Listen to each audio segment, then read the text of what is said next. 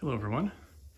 In this video I'd like to discuss my AV setup in my home theater, and if you're just coming to this channel from Google or from YouTube search or something, I don't know how you found this and you're not just a subscriber of the channel, basically I just talk about things at length that are interesting to me, and that's it. I'm not a professional, I'm just a guy who likes to record the things and people like to watch it, so I just want to get that out of the way just in case. A couple things to note are, first of all, this entire basement is not finished yet. I moved into this house in June. It's now mid-October, and as you can see, there's no carpeting or floor on here. It's just painted concrete. This hasn't been painted or wallpapered since the 80s, and the drop ceiling was removed before I moved here. You know, we've got things like this that I don't, especially that wall, that one kind of irks me a little bit, but whatever was on here ripped all the paper off the drywall, so now I've got to take care of that, which is a little annoying, but it is what it is. So the room is not finished. I am not a professional. I just set things up because I had them. And also on that note, most of this stuff, in fact, actually all of this stuff, except for little connections and cables, I didn't pay a dime for. To keep it brief, I work in IT at a college. We upgraded 20 of our AV systems this summer in various labs and classrooms. And the unspoken rule is anything that has been officially decommissioned, it has gone into the recycle bin for the electronics recyclers, is free game. As long as you're not going to sell it. If you're going to use it and, reuse the equipment, it's all yours. And that's exactly what I did. So let's start looking at some of the actual stuff. So what we've been looking at for the past 2 minutes now is the projector screen. It's an 8 foot across screen.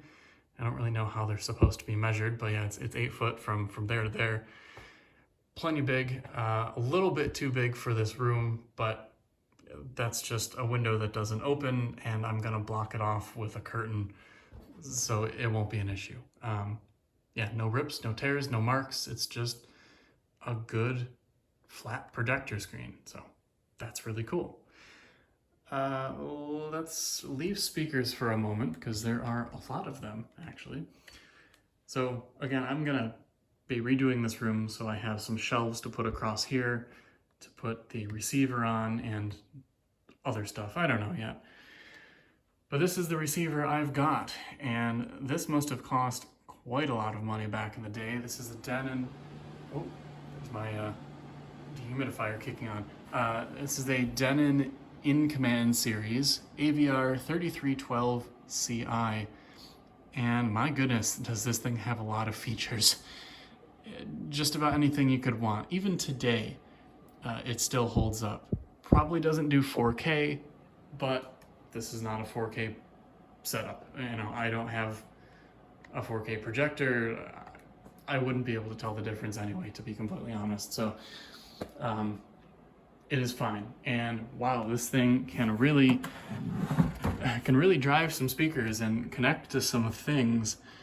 Look at all those connections back there. I think it's got 7 HDMI ports, 8 if you count the one on the front. Lots of, various component, and just I mean, look at them. Look at all those ports. Look at all them ports. It can do 7.1, actually it can do 7.2, and I don't know how the rating on this goes, the number goes on it, but it can also do 4 additional speakers, and I forget what the position is called. I think they're like left and right highs, so they go above, and then there's 2 more in addition to like the surround and the rears. I don't know, but it can do a lot. It can pump like 250 watts per channel or something. That doesn't sound right. That can't be right. I don't know. A lot. I will say I've fired up all these speakers, listened to some music, listened to some movies, and yeah, it is loud. It gets much louder than I could ever listen to. And then on the wall, I still need to do some work to this because the connections are a little bit flaky. I chose some very poor quality banana plugs, but I tried to get a patch panel here just to make it a little bit easier for, I don't know. I just like having things like this. I think they're cool. So on the opposite side of this wall, you can almost see in there, kind of. That's just, there's a laundry room on the other side. This wall is completely open. There's no insulation. It's just stuff on the other side in my basement. So it made sense to terminate everything there. I have access to the back. I have access to the front. Easy peasy. So yeah, I got all the speakers hooked up there. I need to get some proper keystone jacks because as you can see, these Ethernet, well, the one Ethernet cable is currently just kind of popping through there. And I've got a keystone for the HDMI, which runs all the way up to the projector. So I can just unplug it and move it around if I need to. Very nice. For a content consumption device, as you might call it, I've got these all around the house. I've got 3 of them, one on each TV and then one down here. It's a Google Chromecast with Google TV, I think. It's a Chromecast that comes with a little remote here, and it's simple, it's fast, it works. I can put it in the apps only mode so I don't get as many ads. It is great. I love that thing. I would recommend it to anybody who has a smart TV that is slow, or I don't know, you just need a new thing that isn't a Fire Stick or something. I don't know. It's good. Let's talk next about the projector. So I have another one that I might be bringing home that's a little bit better, but it's negligible anyway. This is a Panasonic. Can we see the model there? I think we can. FW430. And it's not, I don't believe it's a native 1080p projector. I think it's 720, but it upscales or does something. I'm honestly not sure how projectors do that kind of thing. But I will tell you, it runs at 1080 and it looks great. It's very bright. The black levels and everything are fine. It's fine. It's a lot better than the cheapo ones you can get on Amazon for like $50, and they're just, somebody put a flashlight behind an LCD screen and that's like what you get. It's a real projector. It's good. So got that. Oh, I just walked into a cobweb. That was unpleasant. And all it has going to its power and HDMI, and I've got that mounted. God, do I even show this? I've got it mounted to my ceiling right now. Again, temporary. Everybody calm down. It's just temporary. Just temporary. I will be properly mounting all this stuff in the future, but it's secure and it works. I'm happy with it. Let's move on to speakers. Maybe this is the last thing. So up front, I have 2 very kick-ass speakers. One side note is sometimes this receiver, when you change different apps on the Chromecast, it's supposed to send a signal to the receiver to change the surround sound mode. So it'll change either from stereo or Dolby or the other Dolby one, the Cinema 2, or I don't know what they're all called, but it's supposed to change it. Sometimes it doesn't. It just stays in stereo mode. Whatever. I'll be honest with you, sometimes I don't even notice because these 2 speakers alone are more than enough. They're very loud, maybe missing a little bit of bass, but they're kick-ass. They are very, very good speakers. See if, God, so many cobwebs. I haven't been over here in a while. Sorry, just scraping cobwebs away with my camera. Can we see the model? Cobweb, damn it. There you can kind of see what the model is on there. I can't read it, but it doesn't matter. They're good speakers, and I like having them here. I do need to aim them again because I don't think I tightened the mount enough, and now they're kind of looking down at a sad angle. Ouch, tripped on something. And the other speakers. So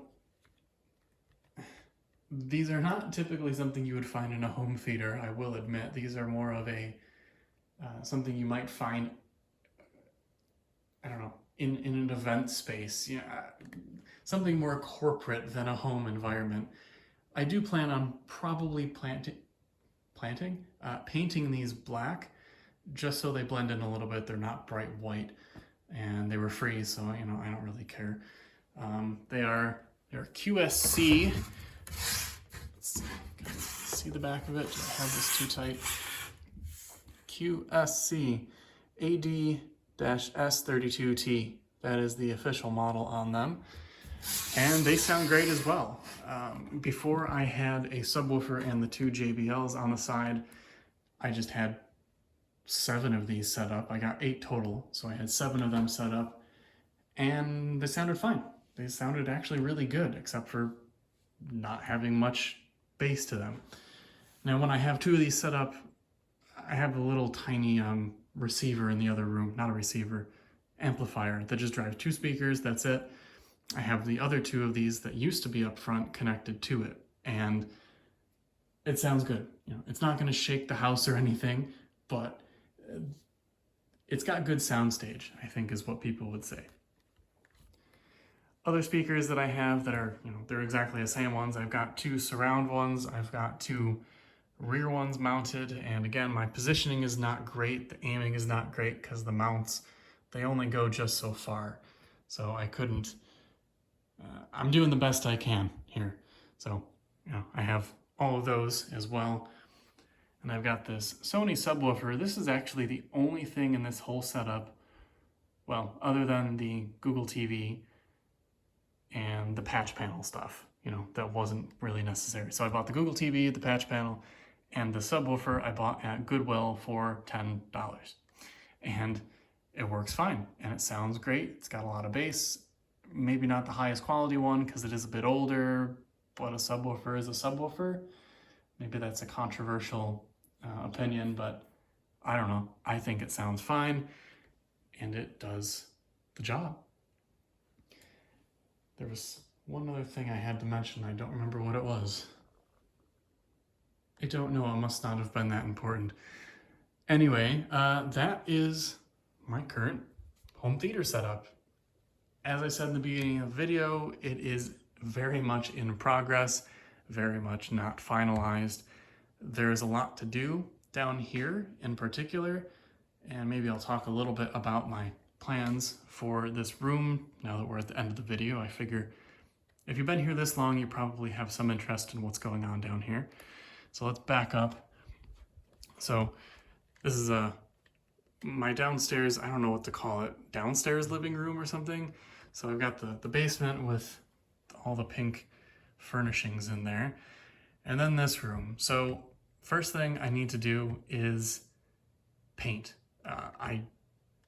This probably looked pretty good at one point with the orange carpet that used to be down here, but it does not look good anymore. I want to, I don't know what color yet, but probably a 2-tone color down here. Maybe just an off-white on the top and a blue on the bottom. I don't know. I don't know how to pick paint colors. I'll have to do some investigating. But yes, all the walls will be painted.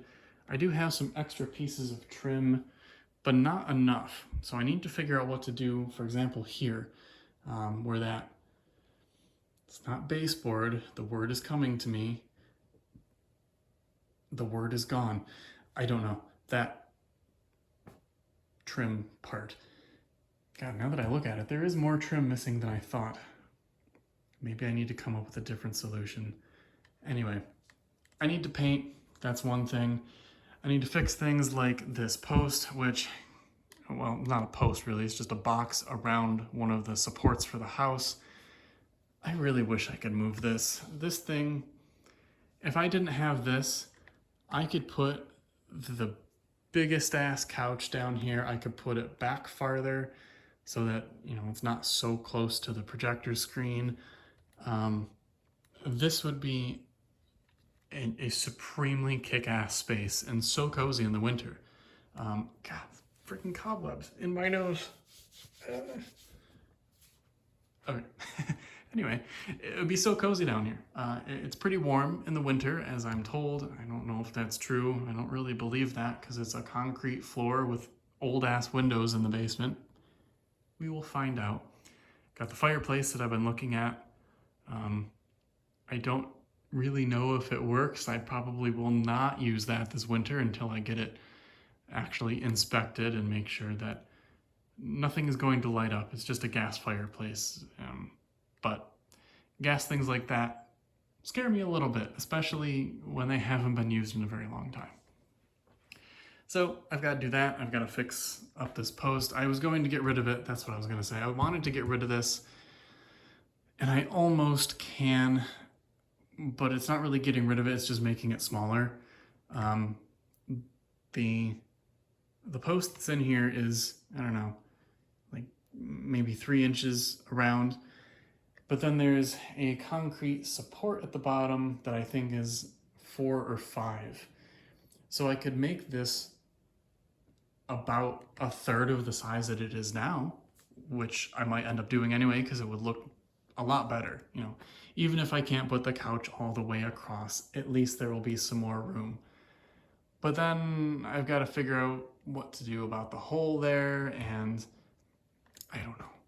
I'll figure it out sometime, but the idea right now is one of 2 things. Either I find just a love seat, or is that what that's called? Like a dual seat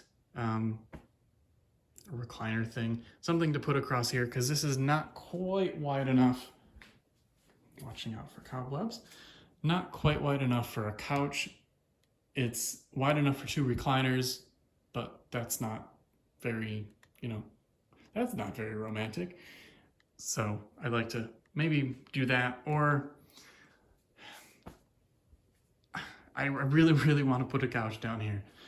I just don't think there's going to be enough room because I'd have to put it in front of that beam. I'd be so close to the projector screen that it just wouldn't look good. So anyway, that's the idea there. Love seat there, maybe put the recliner over there next to the left of it.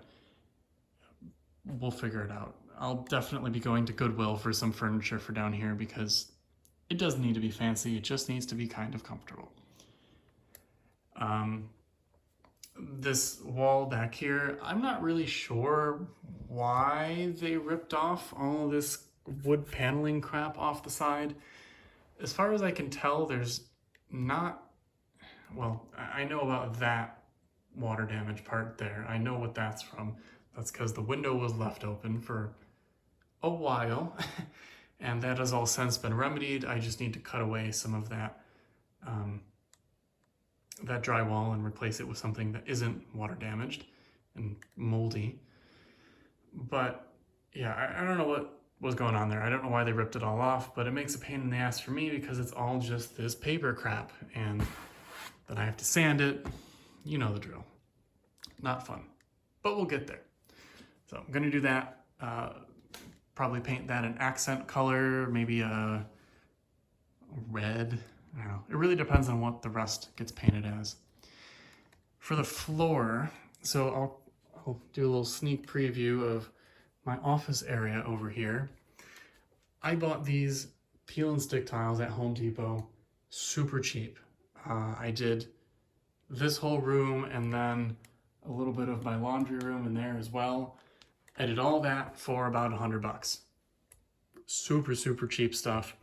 And it's cheap because, well, they're all different. Some of them are pretty freaking ugly. A lot of them are like different sizes. So I had like different thicknesses. So I put all the really thick ones, actually I put them over here in the corner. So there were 6 that were like super thick. I put them over here because that's just a corner. And then there were some that are really ugly. Like the orange and the blue and the other blue one and the green, I don't know, they're just kind of ugly. So I shoved them over there. But I like to do the same idea, probably not with those tiles though. I don't know, maybe. Those carpet tiles are so cheap that if 3 to 5 years down the road, if I'm still here, I decide that I don't like it anymore and I want to change it, it's not that big of a loss. And they will probably not be that dirty, so I could just give them to somebody who wants them. I'm also, yeah, I don't know. I don't want to do, professional carpet installation down here just yet. I don't think it's worth the money, even though it's pretty cheap. I think I worked it out to be about $750 installed for a pretty cheap but decent carpet, something good enough for the basement. But then it's only like $250, and I can do it anytime I want with those carpet tiles. So maybe that's the best way to go about it. I don't know yet. We'll get there when we get there. And of course the ceiling needs to be done. That's just going to be a standard, drop ceiling. I've never done one before. I have an idea of how to do one, but I've never done it. So that will be an interesting ride for sure. Anyway, I've gone on for 20 minutes about this stupid thing. Yeah. If you stayed with me for this long, thank you very much for listening to my rambling. It's not my typical type of video, although it is. I just talk about crap anyway, don't I? Yeah. Okay, 21 minutes now. Let's end the video here. Thank you very much for watching. If you have any comments or suggestions, let me know. I'd love to hear them, and I will see you in the next video.